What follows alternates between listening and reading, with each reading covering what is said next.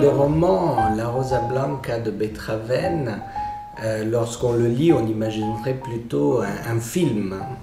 Il y a beaucoup d'ailleurs de romans de Ravel qui ont été adaptés au cinéma. Et là, il fallait trouver autre chose. C'est-à-dire, ou bien on met plein d'acteurs avec plein de personnages, ou bien c'est un seul acteur, mais en l'occurrence une actrice, qui raconte toute l'histoire. Dans le voisinage de la Condoroil, entouré par de riches gisements qui appartiennent tous à la compagnie, se trouve la Rosa Blanca.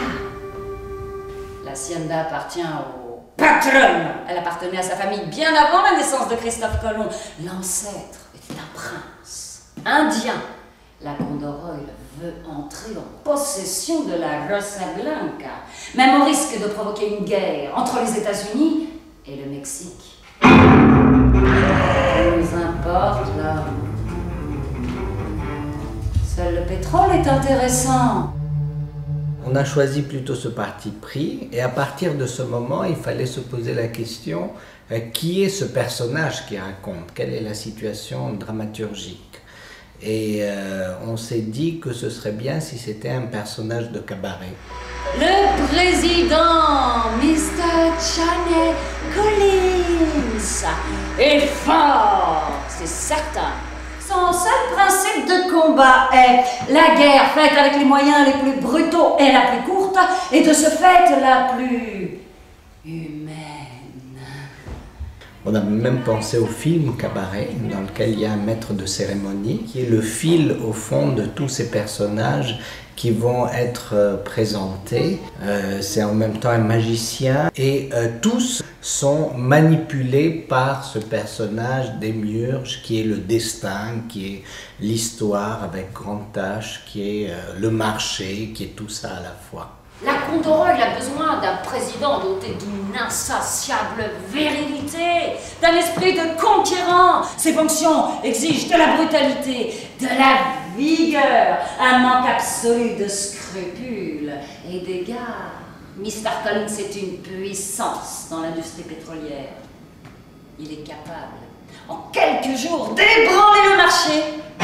Mais en face de ces quatre maîtresses, ce n'est qu'un homme ordinaire. On représente le monde du PDG avec des figurines presque à la Tex Avery. Là, on s'est un petit peu amusé avec ça, et c'est une façon de créer une distance par rapport à l'histoire aussi. C'est comment mettre de l'humour dans cette histoire qui est assez atroce, mais qui est racontée aussi par Beethoven dans des styles très différents. Il y a le style épique, il y a le style fantastique, il y a le style polar chez Ravel. C'est la richesse de cette écriture qui nous a inspirés pour trouver ces figurines-là.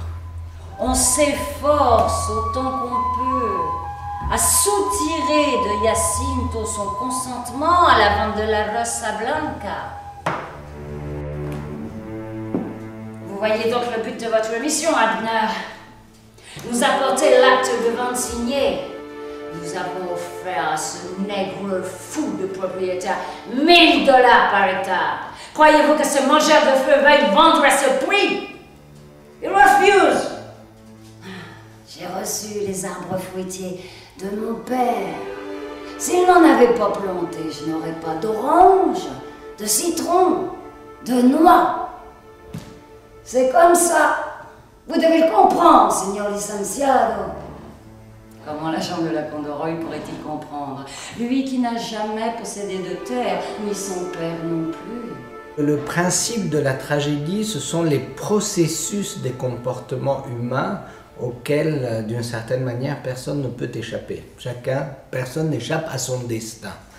Et la tragédie, c'est de ça qu'elle vient, c'est quelque chose est écrit sur le plan social dans chacun de ces personnages, justement que ce soit les gens qui travaillent dans l'entreprise pétrolière ou les gens qui vivent dans l'hacienda La Rosa Blanca, chacun a quelque chose de tracé et il suit son destin. C'est d'autant plus fort dans la pièce que Jacinto, le chef indien, parle beaucoup du lien avec les ancêtres, avec les morts, et que s'il ne veut pas vendre sa terre, c'est justement parce que c'est la terre de ses ancêtres, et les Indiens ne peuvent pas se départir de cette terre contre de l'argent. Pour eux, ça n'a absolument pas de sens. Mais il n'aurait plus de terre. Et il ne pourrait pas cultiver le maïs. Le mot maïs représente pour lui l'Indien la même notion que « donnez-nous aujourd'hui notre pain quotidien ». Et tandis qu'on présente à l'Indien tout cet or, la Rosa Blanca, en cet instant où on lutte pour sa possession, se remplit à ses yeux d'une vie intense. Elle lui parle. C'est une personne.